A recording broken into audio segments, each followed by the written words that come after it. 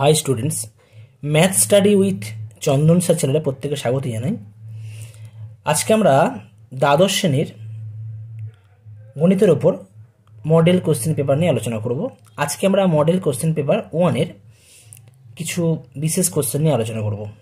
তো আলোচনা করার আগে একটা বিষয় বলে রাখি, তোমরা তোমাদের অর্থাৎ দ্বাদশ শ্রেণীর গণিত যে সাবজেক্ট রয়েছে, তোমার মোট পরীক্ষা দেবে এই সাবজেক্টের উপর 100 নম্বর।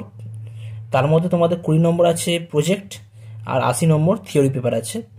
তো 80 নম্বরের মধ্যে তোমাদের কিন্তু MCQ আছে 1 নম্বরে 10টা আছে, are very short answer type problem আছে 7টা আছে। 2 নম্বরে 7টা 14। ওকে, 10 + 14 24 নম্বর। তো আমি আপকামিং কিছু ভিডিওতে তোমাদের এই মডেল কোশ্চেন পেপারের এই 24 নম্বর কভার আপ করার চেষ্টা করব। তো আশা করি তোমরা যদি এগুলো রেগুলার প্র্যাকটিস করো, তো ইন ফিউচার তোমাদের যে এক্সাম হবে হায়ার সেকেন্ডারি, সেখানে কিন্তু আশা করি কোনো সমস্যা হবে না। তোমরা রেগুলার যে অঙ্কগুলো করানো হবে সেগুলো তোমরা ভালো রেগুলার দেখবে এবং নিজেরাও প্র্যাকটিস করার চেষ্টা করবে। তাহলে কিন্তু তোমরা খুব ইজিলি তোমরা এই 24 নম্বর গেইন করতে পারবে। কেমন? তো যাই হোক, তো আমরা শুরু করব আমাদের মডেল কোশ্চেন পেপার 1 থেকে শুরু করব। তো আমরা শুরু করব মডেল কোশ্চেন পেপার 1 থেকে। এখানে তোমরা দেখতে পাচ্ছ পার্ট এ 70 নম্বর আছে, স্টার্ট হচ্ছে 2 নম্বর থেকে, অর্থাৎ ভেরি শর্ট অ্যান্সার টাইপ। তো আমরা কিন্তু শুরু করব MCQ থেকে। আজকের ভিডিওতে আমরা মেনলি MCQ প্রবলেমের সমাধান করব। পরবর্তী ভিডিওতে তোমাদের ভেরি শর্ট অ্যান্সার টাইপ বা এই ধরনের যে প্রবলেমগুলো আছে, 2 নম্বরের যে প্রবলেমগুলো আছে সেগুলো নিয়ে আলোচনা করা হবে। এগুলো আছে ভেরি শর্ট অ্যান্সার টাইপ। তো আমরা এখন করব MCQ প্রবলেম। তোমরা এখন পার্ট বি, মার্কস 10 নম্বর আছে, 1 × 10 = 10, অর্থাৎ 1 নম্বরে 10টা কোশ্চেন আছে। প্রত্যেকটা কি বলা আছে না, বিকল্প উত্তরগুলির মধ্যে থেকে সঠিক উত্তরটি বেছে নিয়ে লিখতে হবে এখানে। তো যাই হোক, শুরু করা যাক। কোশ্চেন নাম্বার 1-এর দাগে রোমান 1 কি দেওয়া আছে, integration of -2 to 2 mod x plus mod of x - 1 dx এত এর মান কি হবে আমাদের নির্ণয় করতে হবে। তো এখানে কোশ্চেনে কি দেওয়া আছে, integration of -2 to 2 mod x plus mod of x - 1 dx এত এর মান নির্ণয় করতে হবে। তো প্রথমে আমরা কি করব, এটাকে আমরা দুটো ভাগে আমরা ভাগ করে নেব।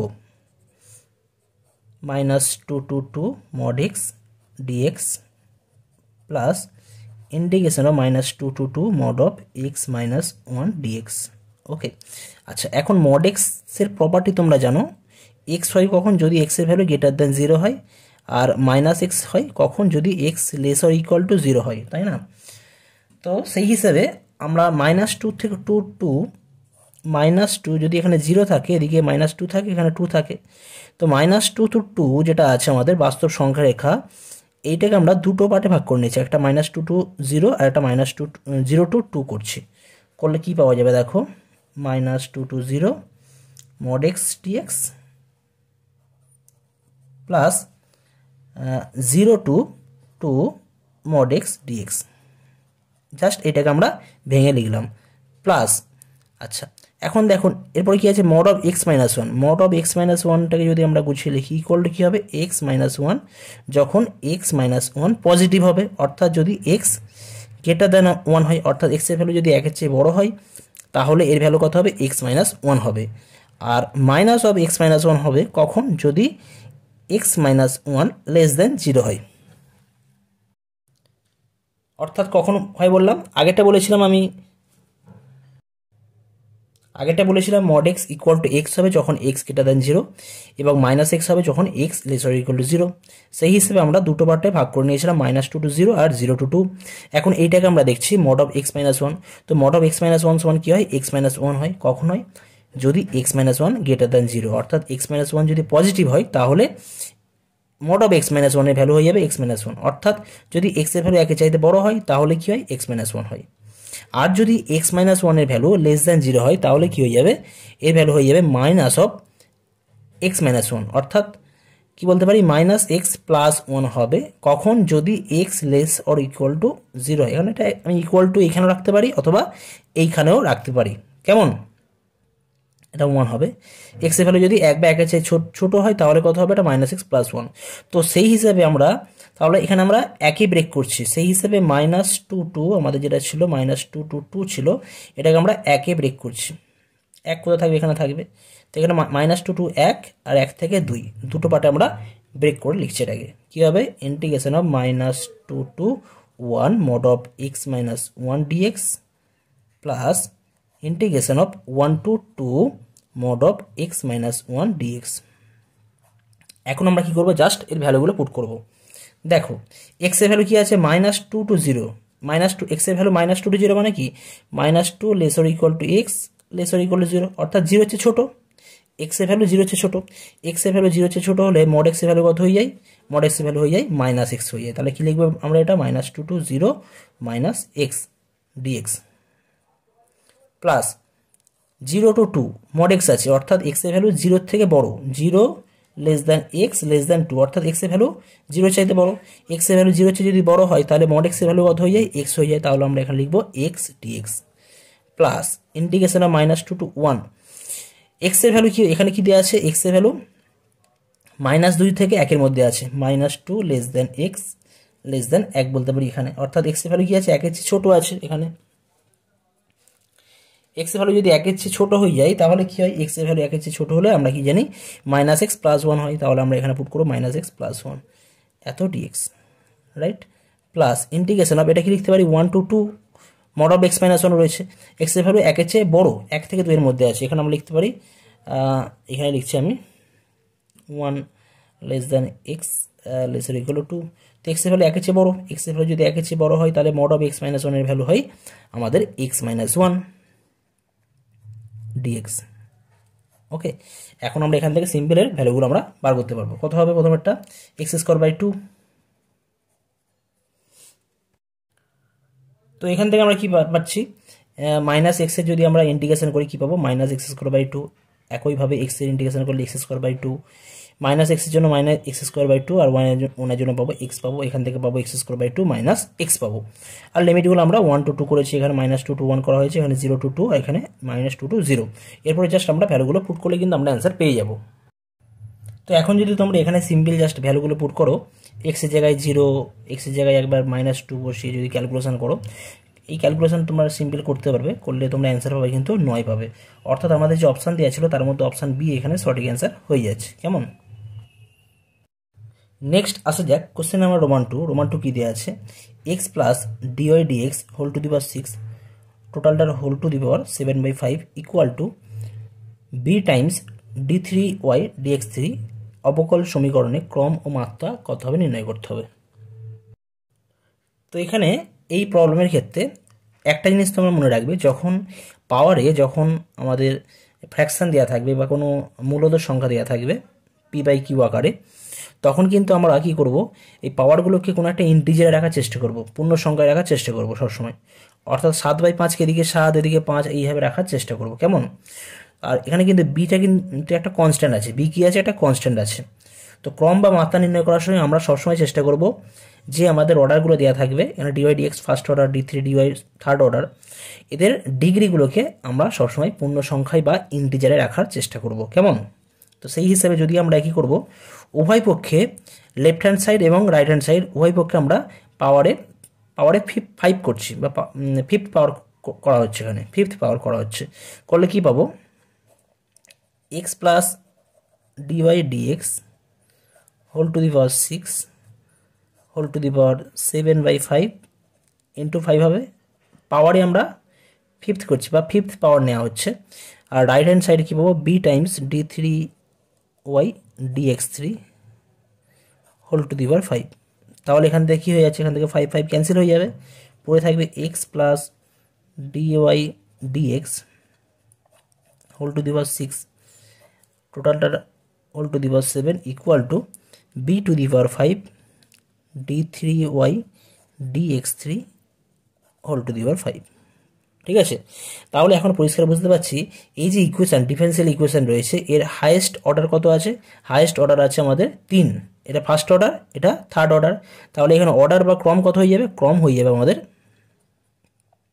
3 হয়ে যাবে। এখন d3y dx3 আছে, কারণ ম্যাক্সিমাম যেটা অর্ডার থাকে সেটাই আমরা কাউন্ট করি।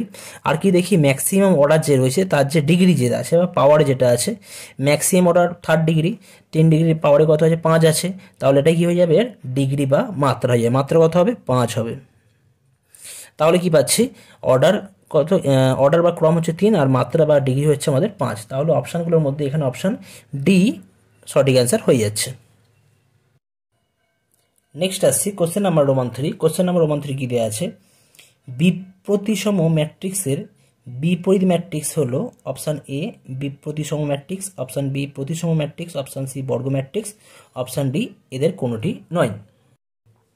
এখানে কি বলা আছে, কোনো একটা বিপ্রতিসম ম্যাট্রিক্সের বিপরীত ম্যাট্রিক্স কী হবে নির্ণয় করতে হবে। ঠিক আছে, তো কোনো একটা বিপ্রতিসম ম্যাট্রিক্স ধরে নিচ্ছি, সাপোজ এ একটা বিপ্রতিসম ম্যাট্রিক্স যার অর্ডার হচ্ছে কত না এম ক্রস এন। ওকে, তাহলে যেহেতু বিপ্রতিসম ম্যাট্রিক্স তাহলে কি হবে, A transpose equal to minus A নিশ্চয়ই হবে। তাহলে এ ট্রান্সপোজের অর্ডার হবে আমাদের এন ক্রস এম অবশ্যই।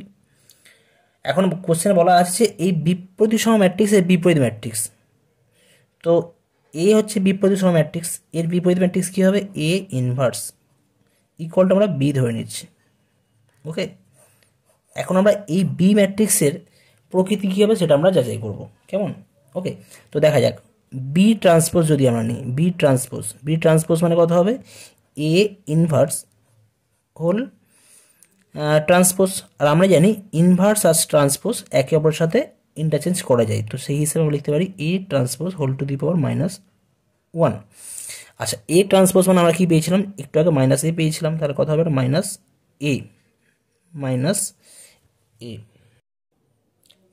এ আর এর পাওয়ার কি লিখতে পারি, -1 লিখতে পারি। এখন মাইনাসের পাওয়ার যদি -1 হয়, মাইনাসের পাওয়ার যদি -1 এর পাওয়ার যদি -1 হয়, তার মানে কত হবে এটা, তার মানে এটা হয় 1/-1, তার মানে -1 পাই, তার মানে তখন সেটা হয়ে যাবে minus of A to the power -1। Okay, কারণ মাইনাসের পাওয়ারে যদি -1 হয়ে যায় সেটা হয়ে যায় আমাদের -1 হয়, সেই মাইনাসটা আমি বাইরে রেখেছি। ইকুয়াল টু কি লিখবো, মাইনাস আর এ ইনভার্স মানে কী ছিল, বি ছিল, ইকুয়াল টু বি। তাহলে কী পাওয়া যাচ্ছে, বি টি ইকুয়াল টু -বি। তাহলে এখান থেকে আমরা কি বলতে পারি, বি ম্যাট্রিক্স অর্থাৎ ওই বিপ্রতিসম ম্যাট্রিক্সের বিপরীত ম্যাট্রিক্স কি হবে না, একটি আমাদের বিপ্রতিসম ম্যাট্রিক্সই হবে। কি হবে, বিপ্রতিসম ম্যাট্রিক্স হবে। অর্থাৎ অপশান এ আমাদের সঠিক অ্যান্সার হয়ে যাচ্ছে এখানে। নেক্সট আসা যাক কোশ্চেন নাম্বার রোমান 4 কি দেওয়া আছে, if such that R2R O GR2R অপেক্ষক দ্বয়ের সংজ্ঞা হলো fx equal to x square plus 2x minus 3 এবং gx সমান x প্লাস 1, তাহলে x এর যে মানের জন্য f of gx equal to g of fx হবে সেইটা আমাদের নির্ণয় করতে হবে। তো এখানে আমাদের কোশ্চেন ওয়াইজ কি দেওয়া আছে, fx ফাংশনের ভ্যালু দেওয়া আছে x square plus 2x minus 3 and gx equal to x plus 1, then we have to determine value of x such that f of gx equal to g of fx হবে। তো আমরা প্রথমে f of gx বার করব, ঠিক আছে। f of gx মানে কত, f of gx এর ভ্যালু কত আছে, gx এর ভ্যালু আছে x plus 1। আচ্ছা, এখন এখানে x হলে এখানে কত, x স্কোয়ার, তাহলে এখানে যদি x plus 1 হয় তাহলে এখানে কত হবে, x plus 1 হোল স্কোয়ার হবে, x plus 1 হোল স্কোয়ার। এখানে x হলে এখানে x হয়, তাহলে এখানে যদি x plus 1 হয় তাহলে এখানে কত হবে, x plus 1, তাহলে পাশে কি লিখবো 2 টাইমস x plus 1। এখানে x হলে এখানে -3 হয়, তাহলে এখানে x plus 1 হলে -3 হবে, কনস্ট্যান্ট তো এখানে তো x নেই, তাহলে এটা -3ই থাকবে। তাহলে এই জায়গা থেকে আমরা কি পাবো, x square plus 2x plus 1 plus 2x plus 2 minus 3, অর্থাৎ পেয়ে যাচ্ছে এখান থেকে x square 2x plus 2x হয়ে যাচ্ছে আমাদের 4x, 2 1 3 এগুলো ক্যান্সেল হয়ে যাচ্ছে। ওকে, একইভাবে আমরা কি করব, জি অফ এফএক্স বার করব, জি অফ এফএক্স কত হয় দেখে নেব। এফএক্স এর ভ্যালু কত, এফএক্স এর ভ্যালু আছে x square plus 2x minus 3। এখন এখানে x হলে এখানে কত হয়, x হয়, তাহলে এখানে যদি আমাদের x square plus 2x minus 3 হয় তাহলে এখানে কত হবে, x square plus 2x minus 3, x square plus 2x minus 3 plus 1। এখানে x হলে এখানে 1 হয় কনস্ট্যান্ট, তাহলে এখানে যদি x square plus 2x minus 3 হয় তাহলে কিন্তু এখানে কনস্ট্যান্ট টার্ম একই থাকবে, কারণ এই জায়গাটাতে x নেই, প্লাস 1 পাবো, অর্থাৎ কত হয়ে যাচ্ছে, x square plus 2x minus 2। এখন আমাদের কি দেওয়া আছে দেখো, এখন যেহেতু দেওয়া আছে যে এই দুটো ইকুয়াল হবে, তাহলে এই দুটো যদি ইকুয়াল করি আমরা কি পাবো, যেগুলো দেওয়া ছিল আমাদের F of g x equal two G of f x, সেই হিসেবে আমরা এফ অফ জি এক্স সমান জি অফ এফ এক্স ধরেছি। ধরে এখানে এফ অফ জি এক্স এর ভ্যালু বসিয়েছি x square plus four x, আর জি অফ এফ এক্স এর ভ্যালু আছে x square plus two x minus two. তাহলে এই জায়গা থেকে যদি আমরা ক্যালকুলেশন করি পাবো এক্স স্কোয়ার ক্যান্সেল হয়ে যাচ্ছে, two x equal to minus two, তাহলে এক্স এর ভ্যালু কত হয়ে যাবে, এক্স এর ভ্যালু হয়ে যাচ্ছে আমাদের মাইনাস ওয়ান, এক্স এর ভ্যালু হয়ে যাচ্ছে মাইনাস ওয়ান। তাহলে এখানে আমাদের অপশান এ সঠিক অ্যান্সার হবে। নেক্সট আসা যাক কোশ্চেন নাম্বার রোমান ফাইভ কি দেওয়া আছে দেখো, এখানে দেওয়া আছে tan inverse one by p plus q plus cot inverse p square plus P Q plus one by q, এত এর মান কী হবে নির্ণয় করতে হবে। তো এখানে আমাদের যেটা দেওয়া রয়েছে tan inverse one by p plus q plus cot inverse p square plus P Q plus one by q. তো এখান থেকে আমরা ডাইরেক্ট কী করতে পারি, tan inverse as it is যা আছে তাই থাকুক, পি প্লাস কিউ, আমরা কটটাকে আমরা টেনে ট্রান্সফার করবো, কট ইনভার্স যদি এক্স হয়, কট ইনভার্স এক্সকে যদি আমরা টেনে ট্রান্সফার করি, টেনে ট্রান্সফার করলে তখন হয়ে যাবে tan inverse one by x. তো সেই হিসেবে আমরা এখান থেকে পাবো ট্যান ইনভার্স, জাস্ট এটা রেসিপ্রোকাল হয়ে যাবে, হয়ে গেলে পাবো Q by P square plus P Q plus one, cot থেকে টেনে আমরা ট্রান্সফার করলাম, জাস্ট আমরা রেসিপ্রোকাল করলে কিন্তু এটা হয়ে যায়। আচ্ছা, এখন আমরা একটা ফর্মুলা জানি tan inverse x plus tan inverse y equal to কী হয়, tan inverse x plus y divide by one minus x y. তো সেই হিসাবে যদি এক্স প্লাস ওয়াই করা হয় তাহলে কী পাবো এখান থেকে, one by p plus q plus one by P square plus P Q plus one, নিচে হবে ওয়ান মাইনাস এক্স ওয়াই মানে one by p plus Q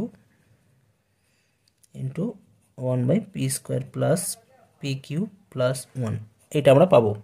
কেমন, এবার এই জায়গা থেকে যদি আমরা সিম্পল ক্যালকুলেশন করি তাহলে কী পাবো দেখা যাক, ট্যান ইনভার্স ওপরে জাস্ট যাবে P square plus P Q plus one plus P plus Q, আর নিচে পড়ে থাকবে আমাদের, যদি এটা গুণ করা হয়, গুণ করলে আমরা পাবো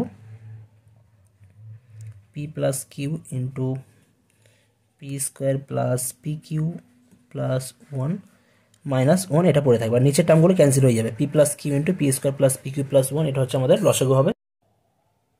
সরি, এখানে একটা আমাদের কিউ ছিল, কিউ আমরা লিখতে ভুলে গিয়েছিলাম, তো কিউ থাকবে, এখানেও কিউ থাকছে, তাহলে ক্যালকুলেশন করলে আমরা এখান থেকে পাচ্ছি P square plus P Q plus one plus P plus Q into Q, আর নিচে আমরা পাবো P plus Q into P square plus P Q plus one আর মাইনাস কিউ হবে। ওকে, আচ্ছা, ওপরে যদি আমরা এটা গুণ করে দিই তাহলে পাবো P square plus P Q as it is plus one as it is থাকছে, আর P Q plus Q square, আর নিচে আমরা পি যদি কমন নেই তাহলে পি এর সাথে কী হবে, P square plus P Q plus one হবে, পি এর সাথে P square plus P Q plus one, আর একইভাবে কিউ দিয়ে যদি গুণ করি, Q P square plus P Q square plus Q minus Q, এবার plus Q minus Q cancel হয়ে যাবে।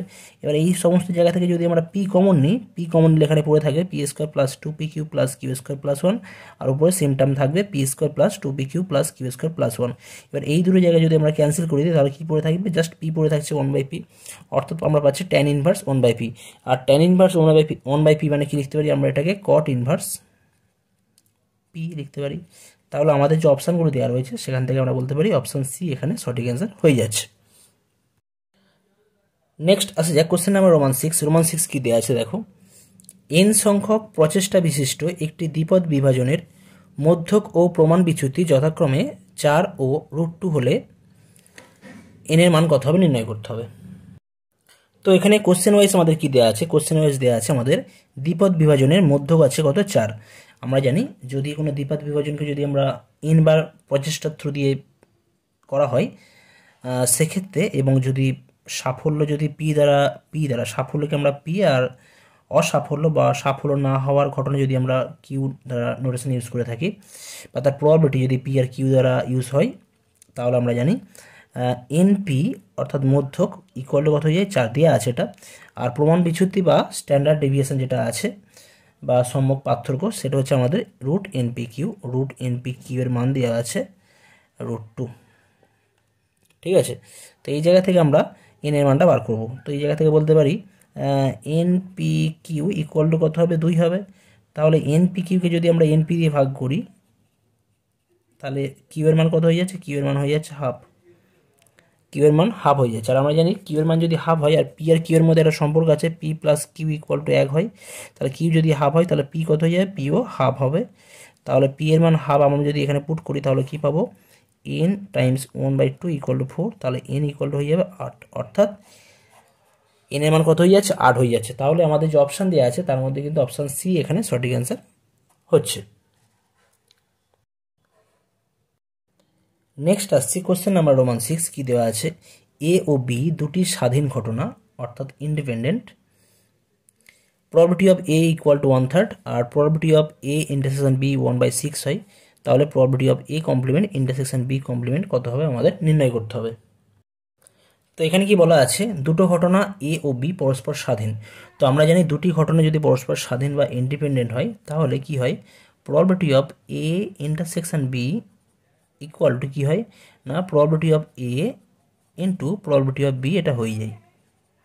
আবার যেহেতু দুটো ঘটনা এ ও বি পরস্পর স্বাধীন, তাহলে তো এটা তো হয়, এর সাথে আমরা বলতে পারি এ কমপ্লিমেন্ট এবং বি কমপ্লিমেন্ট এরাও কিন্তু পরস্পর স্বাধীন হয়ে যায়।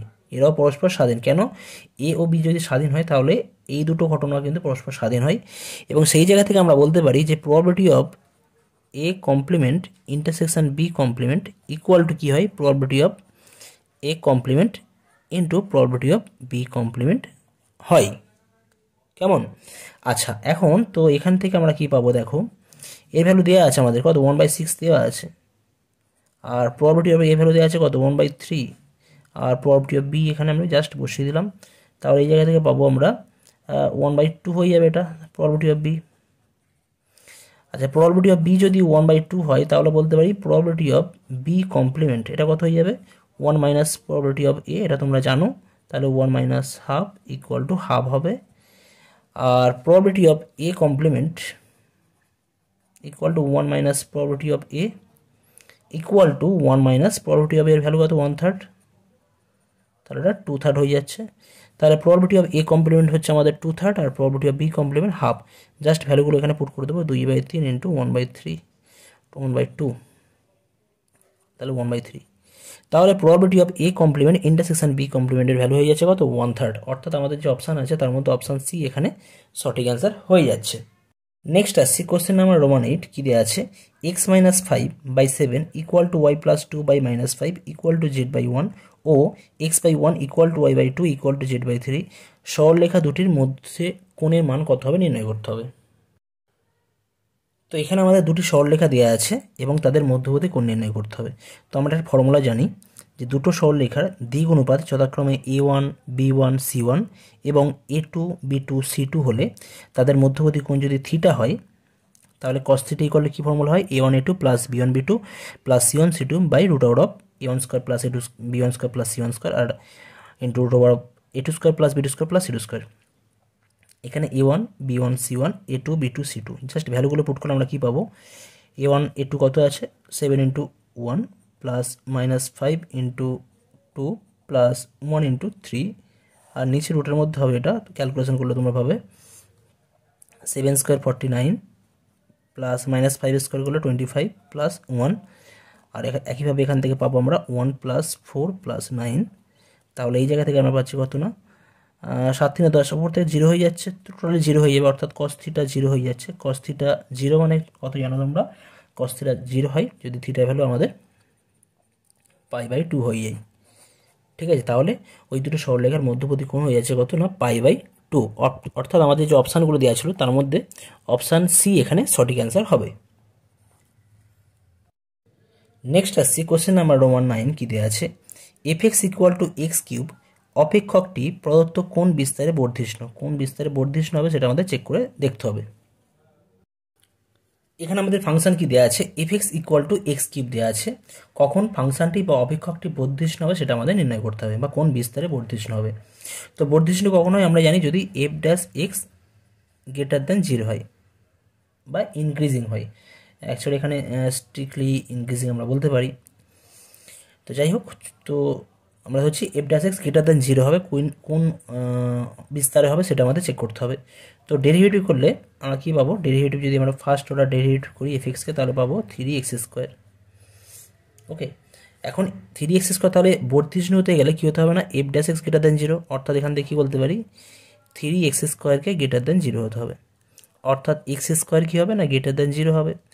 ওকে, x² গ্রেটার দ্যান 0 হবে। আচ্ছা, এখানে একটা বিষয় বলে রাখি, আমাদের বর্ধিষ্ণুর ক্ষেত্রে গ্রেটার অর ইকুয়াল টু যদি বলতো আমাদের যথার্থ বর্ধিষ্ণু বা স্ট্রিক্টলি ইনক্রিজিং, তখন আমরা গ্রেটার দ্যান ইউজ করতাম। এখানে শুধু বর্ধিষ্ণু বলা আছে, তাহলে আমরা greater or equal to sign use করতে পারি। ওকে, তাহলে x square greater or equal to 0 কখন হয়? আমরা জানি এক্স যদি কোনো বাস্তব সংখ্যা হয়, তাহলে যদি কোনো বাস্তব সংখ্যা হয় এক্স, তাহলে এক্স স্কোয়ার কী হয়? অলওয়েজ গ্রেটার ইকুয়াল টু 0 হতে পারে। এক্স এর ভ্যালু 0 হলে 0 হবে, বাকি সমস্ত ক্ষেত্রে পজিটিভ হবে, কারণ নেগেটিভ যদি নেওয়া হয় তার স্কোয়ার করলে সেটা পজিটিভই হয়ে যায়। অর্থাৎ x square greater equal to 0 তখনই হবে যদি এক্স এর value -infinity less than x less than ইনফিনিটির মধ্যে আমরা রাখি। অর্থাৎ এক্স যে কোনো বাস্তব সংখ্যা হলে তাহলে কিন্তু এই প্রপার্টি স্যাটিসফাই করবে, অর্থাৎ তখনই কিন্তু আমাদের ওই এফএক্স অপেক্ষক বর্ধিষ্ণু হবে। তাহলে আমাদের যে অপশানগুলো দেওয়া আছে তার মধ্যে এখানে অপশান এ সঠিক অ্যান্সার হয়ে যাচ্ছে। নেক্সট আসছি কোশ্চেন নাম্বার রোমান 10, কী দেওয়া আছে? X square y cube equal to x plus y whole to the power 5 হলে ডিওয়াই ডিএক্স এর মান কত হবে সেটা আমাদের এখানে নির্ণয় করতে হবে। তো এখানে আমাদের দেওয়া আছে x square y cube equal to x plus y whole to the power 5 যদি হয় তাহলে ডিওয়াই ডিএক্স কত হবে নির্ণয় করতে হবে। তো এখানে আমরা এটা কীভাবে সলভ করব? যদি বোথ সাইড আমরা লগ নিই তাহলে কী পাবো দেখা যাক। লগ নিলে পাওয়া যাবে log of x square y cube equal to log of x plus y whole to the power 5। তাহলে লগের যে প্রপার্টি আছে সেই জায়গা থেকে বলতে পারি এটা হয়ে যাবে log of x square plus log of y cube, আর এই জায়গা থেকে পাবো 5টা বাইরে বেরিয়ে আসবে log of x plus y, right? তাহলে এই জায়গা থেকে আমরা এই দুইটা বাইরে রাখতে হবে, 2 অফ লগ এক্স পাবো এখান থেকে পাওয়া যাবে 3 of log y equal to 5 of log of x plus y, as it is যেমন আছে তেমনই থাকবে।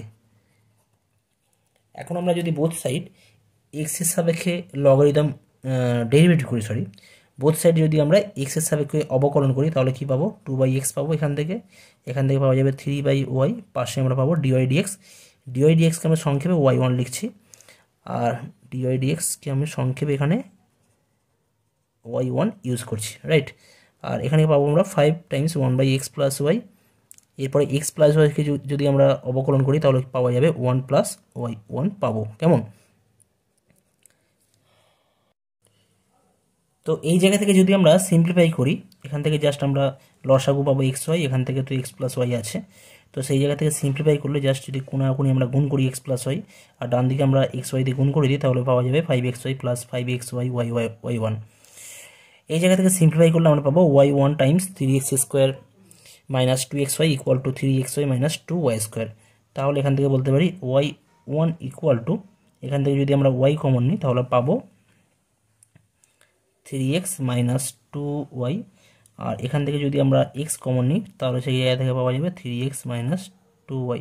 তাহলে এই দুটো টার্ম ক্যান্সেল হয়ে গেলে পাচ্ছি আমরা y/x, অর্থাৎ y1 অর্থাৎ ডিওয়াই/dx এর মান কত হয়ে যাচ্ছে? y/x। তাহলে আমাদের যে অপশানগুলো আছে তার মধ্যে অপশান সি এখানে সঠিক অ্যান্সার হয়ে যাচ্ছে।